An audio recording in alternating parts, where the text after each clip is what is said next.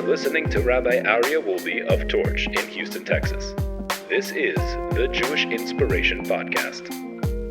All right, welcome back, my dear friends. Welcome back to the Jewish Inspiration Podcast, to Mussar Mondays, to the Mussar Masterclass. It is so wonderful to be here. And what a coincidence. We were talking before we went live about there is no coincidence. There's no serendipity. Is the hand of Hashem just lining things up in such a magnificent way that we don't even know how it's possible. And the week that we're having our torch campaign at givetorch.net, the only time in the year that we ask that we open up the platform for partnership. We open up the IPO. And anyone who wants to invest can invest in Torch. It happens to be the week that we're talking about the 17th gate in the ways of the righteous in the Orchos Tzaddikim in the Treasure for Life edition on page 561, the gate of generosity. The gate of generosity. What an incredible gift that we have to be generous. Now, what does it mean to be generous? We think of generosity as giving a lot of money. That's what we think. I'm very generous. Generous, we'll see, has to do with your heart. Has to do with your heart. How much you want to give. Right? Someone who can only give $1 and he gives the $1. He only has $1 and he gives the $1. Who's more generous, him or Elon Musk giving $1 million? Right? Because to him, the $1 is everything he has. Very generous. The Elon Musk $1 million is not everything he has, not even close. If it was $1 billion, it still is less than that person's $1 to what his net worth is. So therefore, we have to understand that generosity is a sliding scale that changes by each individual person by wanting to get to a place. And let's see what the author here of the Orchos Tzaddikim talks about. So, generosity, hanedivus. Generosity is a trait through which a man achieves great heights. You'll achieve unbelievable heights by being generous. When one's generosity is expressed properly, it is extremely praiseworthy and leads to many attainments, both in this world and in the next. As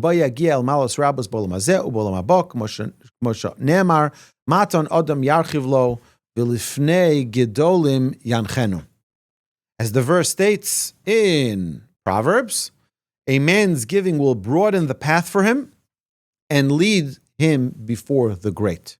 By the way, generosity, we think about generosity is money. But generosity is also with words. Generosity is with kindness, generosity with thought, generosity in so many ways we can be generous.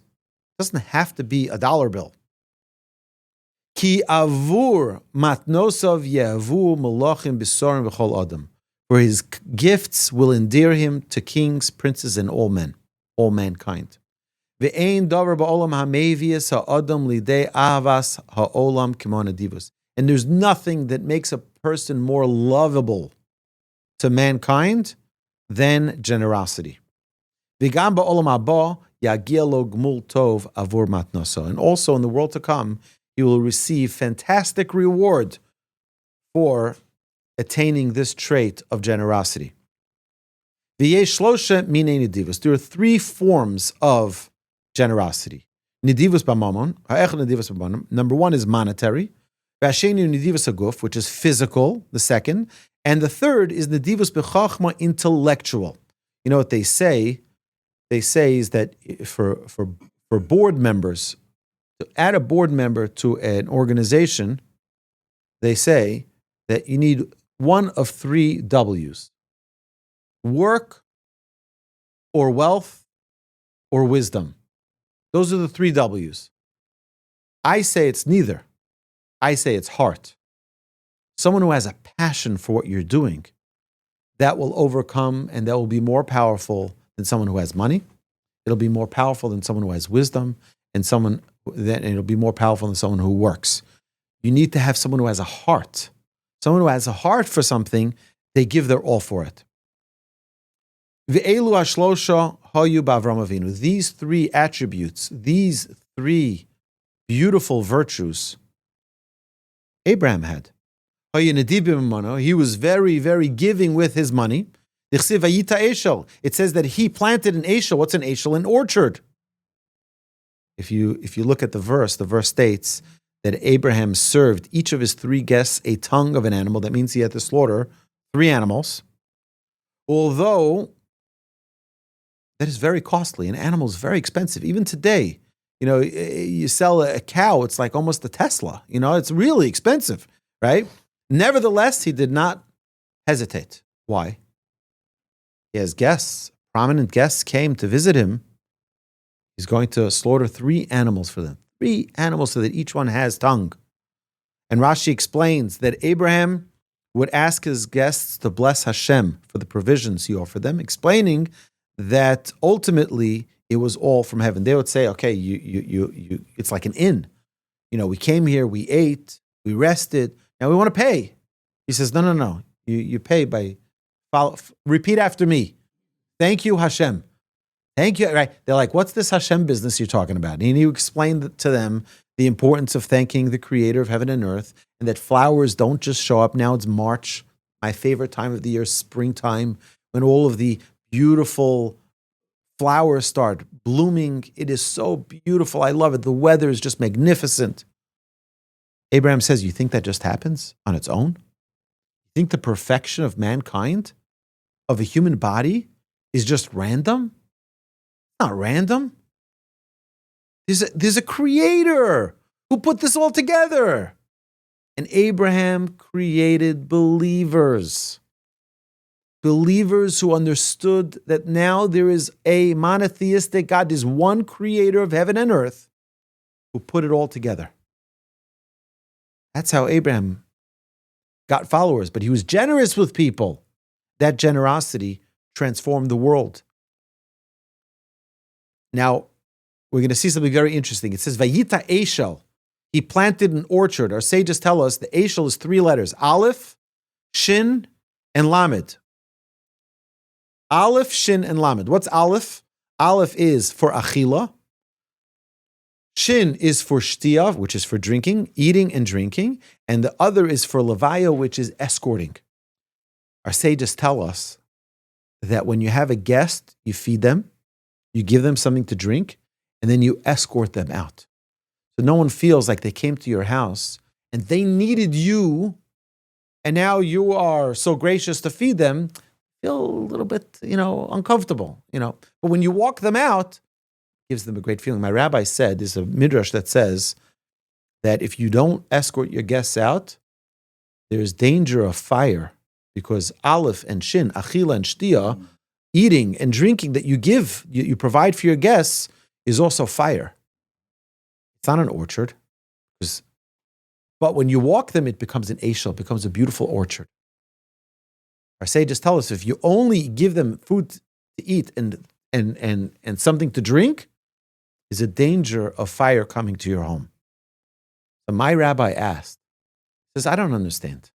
You go out of your way. You invite guests to your home. You prepare delicious food. You prepare the finest beverages. And then you just don't walk them out the door. And now you're in danger of your house burning down because of that? He says, no, you have to understand what that means. So what it means is, Aish, fire, is always representative of embarrassment. He says that when someone is embarrassed, their face either turns white, pale, their blood is spilled. You embarrass someone in public, sometimes they'll turn pale, or their face will turn red like fire. He says that if you just feed them and give them something to drink, they're embarrassed. I had to come on to somebody else. But when you walk them out, it gives them a good feeling, like, oh, he enjoyed my stay. He enjoyed that I was there. It comforts them. And that makes it into an orchard so that your guests don't leave with embarrassment, with that fire, but rather they leave with a beautiful orchard. You took such good care of them because now not only you gave them to eat and drink, but you wanted to spend every last moment with them. Now, one of my Sephardic friends, he says, I'm walking you out just to make sure you don't come back. No, I'm just, right? He was just kidding. If you know who I'm talking about, Rabbi Yaakov, and he's very funny. So either way, he says, no, I'm not walking you to make you feel good. I'm just walking to make sure, you know. Okay, so he says, Nediv begufo, he was generous with his body. How? Shehitzil lot ben achiv nilcham avuro. How was he generous with his body? So he was generous with his money, we know, Abraham. He was generous with his body. He went to fight for his nephew. And by the way, it was a nephew he didn't really get along with. But he went out of his way. And he was in Nediv b'chochmaso. Ki lamad kol, limed kol ha'olam derech hayosher, because he taught the entire world the right way, the way of Hashem, ad shenizgayiru, until they all converted. You see, it's an amazing thing. Each and every one of us, you hear this, David? Each and every one of us have some wisdom that we've learned, hopefully, maybe from these classes even. But you've learned over the years, you've learned something, you've read books, you've gained wisdom. You have to share that with the world. That's being generous. That doesn't mean reprimanding people. That doesn't mean going in the bank and correcting people. You shouldn't skip over that line, and there are people waiting, and that's not what we're talking about. That happens in Israel. They say, how you raise your child in Israel? Take them to the park. Everyone will teach you how to raise your child. Everyone is opinionated. Not that kind. We're talking about just sharing wisdom. Wisdom. Share it with your children. Share it with your family. Share it with your neighbors, with your friends. Don't just sit there at Starbucks and have coffee with your friends and talk about your neighbors and talk about, oh, did you see that person? Did you hear about that person? Did you hear about them? They went here, they went there. No, talk about something inspiring. But how to become a better person, like Abraham did. Abraham wasn't a social guy. He was a very social guy. And you know what? He went to bat for Sodom as well. Not only for his nephew Lot. He went to bat for the whole city of Sodom and Gomorrah, right? God tells him, I'm going to destroy the city. He says, well, let's talk about this, right? Yeah, maybe if there's 50 righteous, 48, 5, 40, 30, 20, 10, even that there wasn't. But a whole negotiation. Who do you negotiate with God? Who are you to negotiate with God? Buying time, so to speak, even. You know why? Because he cared. He was generous about the lives of other people. So we think generosity is about money. Generosity is not only about money. It's also about your wisdom, and it's also about your physical body, volunteering, helping out, putting your neck out for somebody else. And that's what it says. It says in the verse, all of the souls that they made in Haran. And this is a very, very virtuous trait. Because a person becomes honorable through this trait. Many will befriend through it a generous person. Everybody wants to be next to a generous person. What does it mean, generous? I'll give you an example. I have a friend in Israel. Very, very special person. In fact, it's not only him, it's his whole family. Very, very special people. They learned something from their father. That complimenting people doesn't cost you anything. And every person he meets, he gives them a nice compliment. Yeah, it's a beautiful tie. You have such beautiful eyes. You have such a nice smile. You're wearing a beautiful jacket. Always something nice. And you know what? Everybody I know loves this entire family. Everybody I know wants to be friends with them. Why? Because they're generous. They're generous with words, with compliments. They make everybody feel good. Who doesn't want to be around someone who's generous like that? That I know every time I see them, they're going to say something nice to me. Every time I see them, they're going to compliment. They're going to make me feel good. They're going to uplift me. What an amazing way to live life. Everybody wants to be next to such a person. And such a person who is so generous, everybody will listen when they chastise someone to return to the service of Hashem. Im hu tzarech le'ezrach hakol yazur, and if he needs help, everyone is there to help. Ve'akol b'shalom imo, and everybody is in peace with such a person. Vida, and know, shahamatana b'makom shehi ru'uya kigon tzedakah la'aniyim yirei shamayim osa matana hi matmon safon she'eno ne'evedes barichus yamim. He says, and just know that the proper form of charity, giving to someone who's God-fearing, giving in the right place, giving in the appropriate manner, in a manner that is humble, in a manner that is modest, that nobody needs to know. We don't make announcements. We're there to help. Such a good deed goes a very, very, very long way. Ach, yomedes kol yomim. It stands forever. Such good deeds endures forever. Vizo haisa kavana Shlomo Melech. This is what King Solomon has taught us, alav hashalom, of blessed memory. Shnemar shalach lachmecha al pnei hamayim ki berov hayomim timtzaenu. King Solomon said, cast your bread upon the water, for after many days you will find it. You spread it out, you give lovingly, it'll come back. And it'll be amazing. I want to share with you an amazing story. If you want to hear how such a thing has happened. There was a man whose daughter got engaged in Ashdod, in the coastal city of Ashdod in Israel. I've said this story before, talking about judging people favorably, but I think it fits in perfectly here. So this man was not a well-to-do man. In fact, he was actually challenged financially, and his daughter got engaged, and everyone's mazel tov. He's make a wedding, and he's terrified. How is he going to make a wedding? The rabbi very privately and quietly went to a few people in the synagogue and said, this person's making a wedding. Maybe we can help him out. Maybe we can put together some funds. And they put together a nice, modest package so that he can marry off his daughter with dignity. And they give it to him. And comes the wedding, and people are absolutely disgusted. This is what we raised money for? This is the charity? This is the nicest wedding we've ever been to. I mean, you're talking about it was decked out. The meal was a 10-course meal. All the flowers are the most magnificent flowers they've ever seen. The lighting, you name it. It was like the most magnificent. They're like, this is what we gave money to? Wow, disgusting. It's unreal. It's unreal that someone would do something with the money from charity.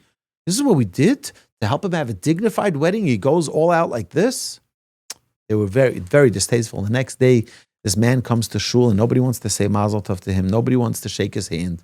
Everyone is like ignoring him. A few days later, he goes to the rabbi. He tells the rabbi, what's going on here? Why? Did I do something wrong? My daughter's wedding? He says, look, I'll be honest with you. People are very upset. I'm also a little upset. He says, we raised money to help you make a wedding, and this is the type of wedding you throw. He says, I'll tell you. Let me tell you what happened. He says, I was surprised by that wedding too. He says, when I came to meet the caterer, so I start filling out the application. And I fill out the application.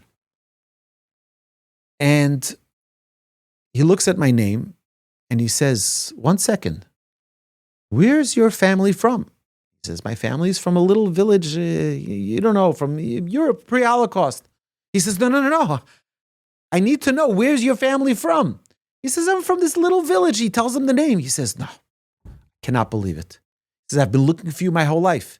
He says, your father saved my father's life. He says, I'm here just because of your father. He says, forget the application. Whatever you can give, you give. I'm making this wedding for you. He says, I was just as surprised as you were, Rabbi. The rabbi's like, we owe this man a big apology. The rabbi spoke to his congregation. He said, we need to learn what it means to judge people favorably. We all came and thought we knew the story, and yet we didn't. There's always another side to the story. But look how amazing, something that happened 50, 60 years earlier came back and was repaid so many years later. Put your bread out there in the ocean. Go help. It will come back to assist you in a later time. How many times, I can't even begin to tell you how many times people donated money to an organization like Hatzalah and purchased an ambulance or purchased a stretcher for an organization that later saved their life with the same equipment they donated. I can tell you stories and stories and stories like this. When we do something and we're generous, don't make calculations. Just do it. It's going to come back. Eventually, it will. Timtza'enu. It will find you. Your kindness, your generosity will come back to benefit you. And that's not why we do it. We don't do it because, one day it'll help me. No, we do it because this is the will of Hashem. But King Solomon teaches us, Shalach lachmecha, cast your bread upon the water, for after many days it will find you. Upshat hapasuk mitzave al nadivus. And this plainly understood verse teaches us about generosity. Ki mi shezoreach chesed kotzet tvuasa. Someone who sows kindness will reap its harvest. Umi sheyesh bo midah zo misasher. And someone who possesses this trait will become very, very wealthy, exceedingly wealthy. As it is written, there are those who scatter and accumulate more. Yesh mefazer v'nosef od. How's it possible? They're giving more. I spoke to someone yesterday, the beginning of the campaign, and he tells me, Rabbi, I don't think God is happy with me. I said, why not? He says, I literally have given more charity than I'm allowed to. For the next 3 years, I already gave out my charity. He had a good business deal, and the money is being paid out over the next few years. He said, I already gave out more than I should be giving out for the next 3 years. Isn't that amazing? It's an amazing generosity. But you know what happens? Someone who scatters out accumulates even more. Hashem says, you're such a good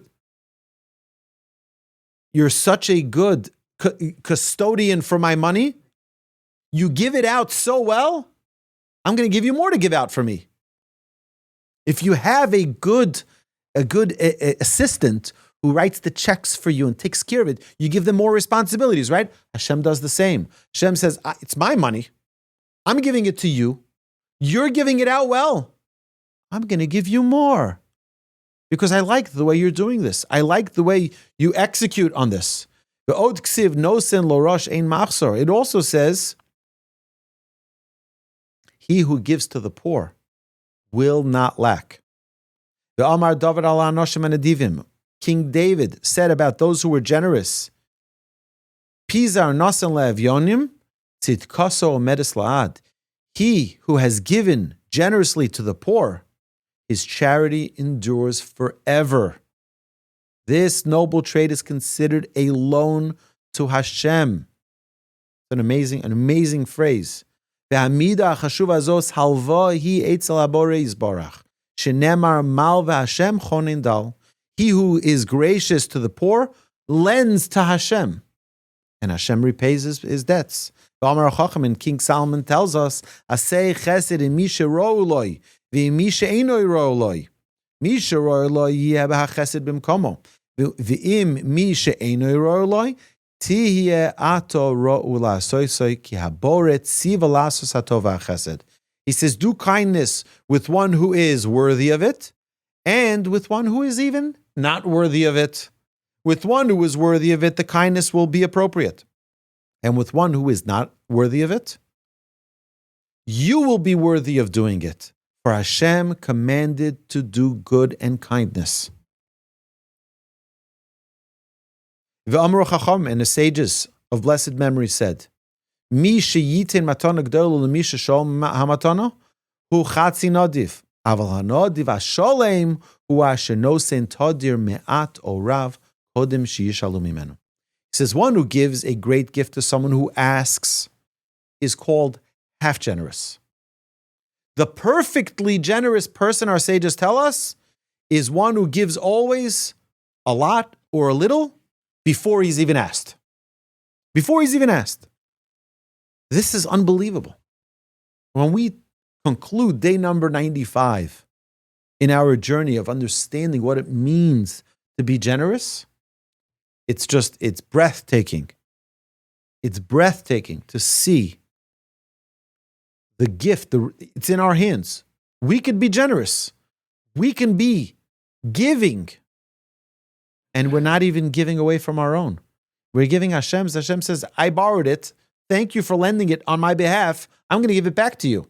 And you're going to get it right back. And you're going to get it right back. Again and again and again and again. People think like, I'm out of funds. I'm out. And you give it anyway. Hashem says, I'll replenish it. I got it. I got you covered. Thank you for taking care of it for me. My dear friends, we have such incredible opportunity in our hands.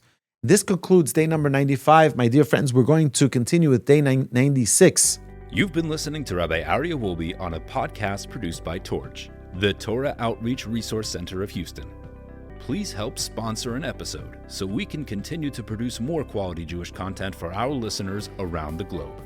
Please visit torchweb.org to donate and partner with us on this incredible endeavor.